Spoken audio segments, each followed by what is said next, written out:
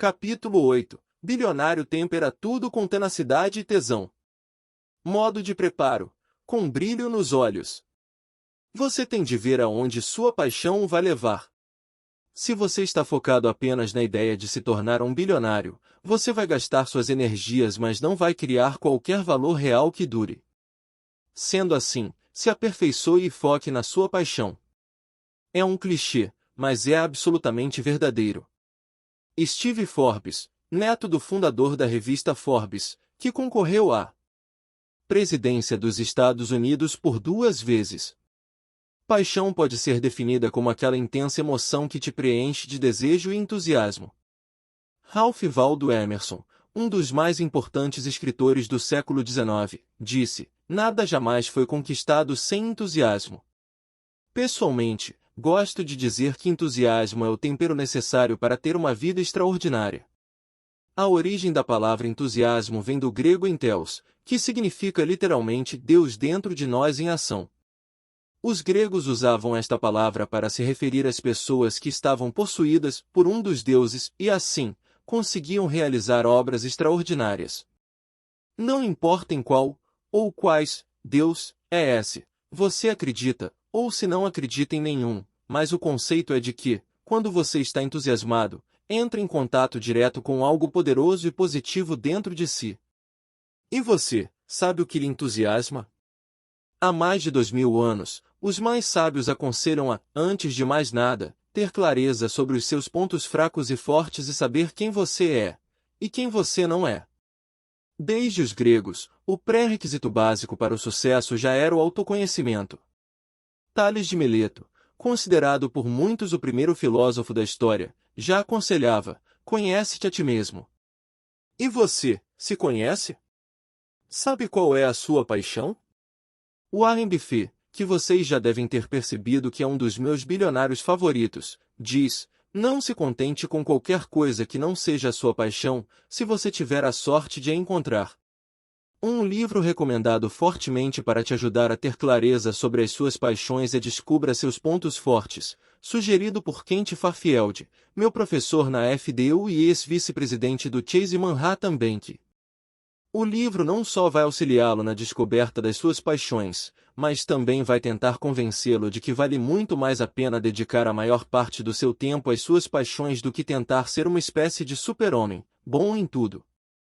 Dizem os autores do livro: focar a aperfeiçoar seus pontos mais fracos vai ajudá-lo a evitar o fracasso, mas não vai ajudá-lo a alcançar a excelência. Há um vídeo divertido com o chefão mor Steve Forbes, Warren Buffett e o rapper Jay-Z, em que o tema da paixão é discutido. No descontraído papo, uma das dicas reveladas é seguir o conselho de Tom Watson, o lendário líder da IBM, conhecido como um dos melhores vendedores da história, que certa vez disse: "Eu não sou um gênio, sou esperto em algumas áreas e foco estar envolvido nestas áreas." Se você está se perguntando por que Jay-Z fazia parte daquele papo, saiba que o marido de Beyoncé Knowles quebrou o recorde de Elvis Presley e é o cantor que mais vendeu discos no mundo sem fazer parte de uma banda. Em 2011, a Forbes avaliou a fortuna pessoal do rapper, que já vendeu mais de 75 milhões de discos, em 450 milhões de dólares. Jeff Bezos, bilionário fundador da gigante loja de varejo eletrônica Amazon e dono do jornal Washington Post, defende: um dos grandes erros que as pessoas fazem é que elas tentam forçar um interesse em si mesmas. Você não escolhe suas paixões escolhem você. Dedicando-se à sua paixão, você irá, essencialmente, aperfeiçoar suas habilidades e dons para se tornar um especialista na sua área. Trabalhando com sua paixão vai ser mais fácil acumular as 10.000 horas que Malcolm Gladwell defende serem essenciais para atingir a excelência. Tratamos deste tópico no capítulo 1. Pode até parecer óbvio, mas quantas pessoas que você conhece passam realmente a maior parte do seu tempo ocupadas com o que fazem de melhor?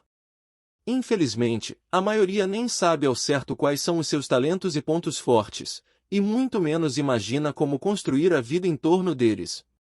Em vez disso, guiados pelos nossos pais, professores, chefes e, Por que não, até pelo fascínio da psicologia com a patologia, dedicamos demasiado tempo às nossas fraquezas e passamos grande parte da vida tentando lapidar essas falhas, enquanto negligenciamos nossas paixões adormecidas.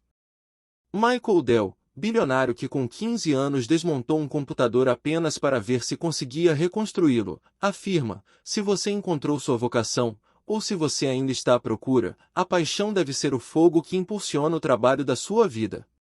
Encontre suas paixões verdadeiras, aquelas que durarão. Existem paixões passageiras, como muitos aprendem com aquele romance arrebatador nas férias de verão que se torna uma doce memória logo depois do carnaval. Steve Ballmer, sócio de Bill Gates na Microsoft, sugeriu aos estudantes da Universidade do Sul da Califórnia: não tenham paixão, tenham tenacidade. Paixão é a capacidade de ficar animado com alguma coisa. Tenacidade é a capacidade de ficar com esta coisa. Você encontra algumas paredes. Você tenta uma fórmula para uma nova ideia, uma inovação, mas não funciona. E é o quão tenaz, o quão otimista e persistente você é, que vai determinar o seu sucesso. Outro motivo pelo qual não tratamos nossas paixões como prioridade talvez esteja ligado à nossa cultura imediatista. Muitos passam demasiado tempo à procura de atalhos e chegam a estar dispostos a abrir mão de suas paixões para atingir o sucesso rapidamente. Se os benefícios tardarem a se materializar, seja tenaz e lembre-se do que o filósofo escritor músico Jean-Jacques Rousseau afirmou: a paciência é amarga, mas seus frutos são doces. O bilionário Nick Woodman, criador das câmeras GoPro, disse: em um mundo onde todos nós tentamos descobrir o nosso lugar e propósito, suas paixões são um de seus guias mais óbvios. Siga suas paixões e o sucesso vai te seguir. Com paixão é mais fácil encontrar energia, entusiasmo e motivação que são capazes de te levar a lugares que você não pode prever até isso acontecer. Segue um apanhado de dizeres da bilionária Oprah Winfrey para convencê-lo a seguir suas paixões. Esqueça o atalho. Se você realmente quer voar, aproveite o poder da sua paixão. Honre o seu chamado. Todo mundo tem um. Confie em seu coração, e o sucesso virá para você. Paixão é energia. Sinta o poder que vem de se concentrar no que o excita. Você sabe que está no caminho para o sucesso se você aceitasse fazer o seu trabalho e não ser pago por isso. Quando você está fazendo o trabalho que você está destinado a fazer, você se sente bem e cada dia é um bônus, independente do quanto você está ganhando. Se você trabalhar com o que ama e se preencher, o resto virá. Para concluir, continuamos subindo nos ombros de gigantes e aprendendo com Steve Ballmer, que teve uma fortuna pessoal avaliada em mais de 20 bilhões de dólares em 2014 e que a mídia americana estima que gastou mais de 2 bilhões de dólares para comprar o time de NBA Los Angeles Clippers. As pessoas pensam que a paixão é algo que você tem ou não. Elas pensam que a paixão é algo que tem de se manifestar de algum modo explosivo e emocional. Não é a paixão, é aquilo que você encontra na vida com que pode se preocupar, onde pode investir e se jogar de coração, corpo e alma. Você pode seguir à risca todos os mandamentos, ter mais prazer em construir do que em ter, ser empregador, andar com tubarões, entender o poder da educação, fazer muitos novos erros, ser sensível à filantropia, viver 100% no presente, mas se você não tiver aquela chama nos olhos, não chegará ao topo. Me perguntaram muitas vezes se os bilionários que conheci são felizes. Eu não sei se sou capaz de dizer se alguém é feliz ou não, mas afirmo com segurança que a maioria absoluta dos bilionários com os quais interagi é entusiasmado e tem aquele brilho nos olhos que vemos em alguém seguindo sua paixão ou em uma criança se divertindo. Perfil: Carlos Vizar Martins. Ao longo de minha trajetória aprendi muitas coisas. A mais importante delas é que temos que ter paixão pelo que fazemos. Sem ela, seu empreendimento pode até dar certo e ser um sucesso, mas sempre faltará alguma coisa. A história da família do hoje bilionário Carlos Martins destruirá qualquer falsa percepção de que é necessário vir de berço esplêndido para ter sucesso financeiro. Carlos Martins nasceu e foi criado em Curitiba, o mais velho de 7 filhos de um motorista de caminhão e uma costureira. A mãe de Carlos tinha 12 irmãos e aos 10 anos deixou sua família para ser empregada doméstica na casa de uma senhora. Ela nunca mais voltou a morar com sua própria mãe ou família. O pai de Carlos deixou a casa de sua mãe aos 13 anos para ganhar a vida como caixeiro viajante. Desde pequeno Carlos ajudava no aumento da miúda renda familiar. O menino precoce, que sempre deu valor ao trabalho e ao esforço, não tinha a menor ideia de que iria se tornar bilionário. Porém, enquanto muitos de seus amigos passavam a maior parte do tempo brincando, ele já se acostumava a trabalhar muito mais do que seus pares. Carlos Martins via oportunidades em todos os lugares e desde a infância trabalhou para ganhar dinheiro facilitando a vida das pessoas. A mãe de Carlos confeccionava roupas infantis em casa e ele, junto com a irmã, as vendia de porta em porta.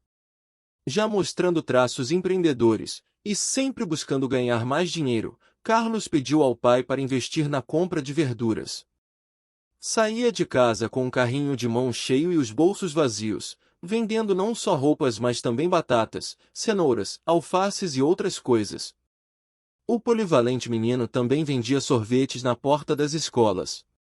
Nas férias escolares, Carlos costumava acompanhar o pai nas suas viagens de caminhão. Aos 12 anos, o pai de Carlos o ensinou a dirigir o seu caminhão. Aos 15 anos, ele fez um acordo com o diretor da escola para fotografar seus colegas e vender as fotos a seus pais. Quando tinha 10 anos, o sonho de consumo do esforçado Carlos era uma bicicleta Caloi, que estava na moda. Não havia ônibus que fizesse o percurso de 3 quilômetros entre a casa de seus pais e o colégio público onde ele estudava. Então, o diligente menino explicou ao seu pai que ganharia muito tempo se fosse de bicicleta. Contudo, o humilde pai de Carlos lhe comprou uma bicicleta usada, vermelha e feminina que, ainda por cima, não era da sonhada marca Caloi. Carlos virou motivo de chacota por causa de sua bicicleta de menina. Ele relatou que as intermináveis gozações que sofreu por causa de sua delicada bicicleta o ajudaram a desenvolver seus próprios mecanismos de autodefesa, atitude mental e postura emocional que o ajudariam pelo resto da vida. Sempre que precisa lidar com críticas alheias, Carlos lembra-se da sua bicicleta vermelha e segue em frente, focando no que realmente importa. Uma das características mais marcantes de Carlos é que ele sabe enxergar e agarrar oportunidades. Missionários norte-americanos, os Mormons, certo dia bateram na porta da casa de Carlos procurando por seu pai. Encurtando uma história longa, aos 12 anos Carlos entrou para a igreja Mormon, aprendeu inglês com os missionários americanos e viu nascer em si o objetivo de ir atrás do sonho americano. Aos 17 anos, incentivado pelos Mormons, Carlos partiu para os Estados Unidos e seu primeiro emprego em Nova Jersey foi como garçom. Lá, Carlos decidiu oferecer-se como missionário mormon e foi designado para viver 2 anos em Portugal pregando os ensinamentos da religião. Depois de sua experiência na Europa, Carlos voltou ao Brasil e casou-se com Vânia. Os convites da cerimônia eram de xerox, as fotos, tiradas por amigos, e os docinhos, caseiros. Na época do casamento Carlos tinha rendimentos mensais equivalentes a um salário mínimo. Sua mulher era secretária e ganhava o dobro. Logo vieram os 2 primeiros filhos, os gêmeos Lincoln e Charles. O esforçado Carlos não só dava aulas de inglês em cursinhos como também abriu uma lanchonete chamada Chicken House e alugou uma sala comercial para vender sorvetes na rua Mateus Leme, em São Paulo. Apesar das longas jornadas de trabalho, a família Martins ainda não tinha uma vida estável financeiramente. Então, Carlos optou por uma mudança radical motivado por uma bolsa de estudos da Universidade Brigham Young, cujos donos eram mormons. Mudou-se para os Estados Unidos com a mulher e os 2 filhos. Carlos formou-se em ciências da computação com notas longe das mais altas da turma, pois ele passava grande parte de seu tempo trabalhando como professor em um centro de língua portuguesa. Carlos revelou que não foi o único privilegiado pela ajuda dos mormons. Em 2013, afirmou, para auxiliar os menos favorecidos, os mormons mantêm um fundo internacional que paga os estudos universitários e até mesmo MBA no exterior de jovens de todo o mundo. Somente no Brasil 15 mil jovens são atendidos por esse fundo de educação da igreja. Os anos nos Estados Unidos foram positivos, mas Carlos e sua esposa almejavam fortemente retornar e fazer fortuna no Brasil.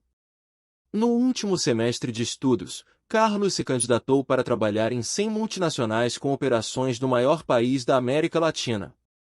Na época pré-internet, ele teve que enviar pelo correio 100 currículos e 100 cartas de apresentação escritas à mão. Carlos recebeu apenas uma resposta positiva. A Champions International, então uma das maiores empresas do mundo no setor de celulose, o contratou. Carlos ficou um ano na matriz nos Estados Unidos antes de ser transferido como executivo internacional para a filial em Mogi Guaçu, no interior de São Paulo. Carlos levava uma vida confortável no seu novo cargo, vivia em uma grande casa e dirigia um belo carro. Os irmãos gozavam, dizendo: "O vendedor de batatas virou executivo internacional." Apesar da empolgação para subir os degraus da carreira corporativa, o ambicioso Carlos não estava satisfeito com o salário que vinha ganhando. Para ter alguma renda adicional, ele começou a ensinar inglês a um colega de trabalho nas noites de semana. Não tardou muito para que vários colegas começassem a ir à sua casa para aprender inglês. À noite, a mesa de jantar da casa da família Martins transformava-se em sala de aula. Por causa da crescente demanda, até a sua esposa começou a dar aulas. Depois de um tempo, Martins estava ganhando mais dinheiro ensinando inglês do que no seu trabalho. Carlos começou a ponderar se não valeria mais a pena abandonar o prestígio da carreira corporativa para se dedicar a ensinar inglês. Era uma decisão difícil. Ele tinha medo que aulas de inglês pudessem ser um passo atrás, já que antes de partir para os Estados Unidos e lutar para conseguir seu diploma, ele já ensinava a língua de Shakespeare. Nessa época, em um incidente no banco local, Carlos teve acesso à folha salarial da Champions International. Quando viu o salário do chefe e de toda a gerência, tomou um susto. Achou a quantia muito baixa e até perguntou à Caixa se aquilo era folha semanal, quinzenal ou mensal. A Caixa confirmou que se tratava da folha mensal e Carlos percebeu que o poderoso chefão que tinha levado anos para chegar ao topo da corporação, ganhava o que Carlos considerava muito pouco. Instantaneamente, Martins perdeu o desejo de escalar a escada corporativa e percebeu que, para enriquecer, teria de ser dono do próprio negócio. Carlos estava ansioso para empreender, mas sem saber o que fazer. Ele e sua esposa chegaram a fazer uma lista de possíveis empreendimentos que poderiam iniciar. Algumas semanas depois, Carlos foi chamado para a sala da diretoria. Inesperadamente, o jovem executivo foi mandado embora, pois a empresa estava passando por uma reestruturação. Foi a gota d'água. Carlos não tinha mais desculpas para não dedicar-se 100% ao seu próprio negócio e decidiu apostar todas suas fichas na fundação de uma escola de inglês. Escolheu o nome Vizard em homenagem ao filme O Mágico de Oz e o slogan "Aprenda inglês em 24 horas". Enquanto os concorrentes focavam em cursos de longa duração, seu New Approach foi um sucesso. Muita gente enriqueceu junto com Carlos. Ele tem orgulho de dizer que em apenas 3 anos ajudei a formar mais de 100 milionários por meio do sistema de franquia. Fundado em 1987, o Grupo Multi, que englobava as escolas Vizard, Competência, Alpes, IASES e outras, tornou-se o líder mundial no ensino bilingue, com mais de 2.600 escolas franqueadas, gerando mais de 36 mil empregos e ensinando mais de 800 mil alunos. A Vizard passou por tempos difíceis por causa dos ciclos inflacionários do Brasil, mas cresceu com sucesso graças ao sistema de franquias. Em 2010, o Grupo Multi recebeu um investimento de $125 milhões do Banco Itaú em troca de uma participação de 15% no capital da empresa, que foi avaliada em cerca de $830 milhões. Em 2013, os ingleses da Pearson, o maior grupo de educação do mundo e dono do conceituadíssimo jornal britânico The Financial Times e da revista The Economist, pagaram cerca de $720 milhões em dinheiro, para comprar o Grupo Multi de Carlos Martins. Comprometidíssimo com o trabalho, Carlos Martins até adotou o nome do meio como Vizard, que significa mago em inglês, tornando-se Carlos Vizard Martins. Olhando pelo retrovisor, sua trajetória pode até ter parecido planejada. O jovem já havia passado 5 anos nos Estados Unidos, 2 anos em Portugal, e um período em uma multinacional antes de lançar seu próprio negócio. Mas, a verdade é que a estrada nunca foi clara para o jovem Carlos, que trabalhou arduamente e assumiu riscos enormes até tornar-se um dos 65 bilionários brasileiros da lista de bilionários da Forbes de 2014. Na orelha do livro As 25 Leis Bíblicas do Sucesso, Carlos revela que seu versículo favorito é Mateus 7h07. Pedi e recebereis, buscai e achareis, batei e abrir-se-vos-á. Ele saía de casa bem cedo e quando retornava os filhos já estavam dormindo. Ele se dedicava tanto que uma vez, ao chegar em casa, havia uma carta de sua mulher em cima da mesa, implorando-lhe para trabalhar menos e passar mais tempo com seus filhos. O tempo para descansar viria anos mais tarde. Após a venda do Grupo Multi, que o colocou na lista dos bilionários da Forbes, Carlos resolveu tirar um ano sabático. O Grupo Multi não é o único negócio do agora bilionário e sempre trabalhador Carlos Vizard Martins. Ele é dono de várias empresas. Vale Presente, a única instituição brasileira autorizada a emitir cartões da Mastercard, a Catus, intermediador de pagamentos online e também uma espécie de substituto do dinheiro e cheque, e uma empresa que faz investimentos em ativos imobiliários. Depois de seu período sabático, muitos esperam o inesperado de Carlos, acreditando que ele vá voltar à ativa. A vida do menino que vendia batatas na infância e virou uma das 65 pessoas mais ricas entre os 200 milhões de brasileiros daria um excelente filme. Ele até chegou a acompanhar a presidente do Brasil, Dilma Rousseff, em viagens à Rússia e à China. Sua biografia, escrita por Inácio de Loyola Brandão, apareceu na lista dos livros mais vendidos do Brasil por diversos meses. Fechamos com uma lição-chave do mago bilionário brasileiro.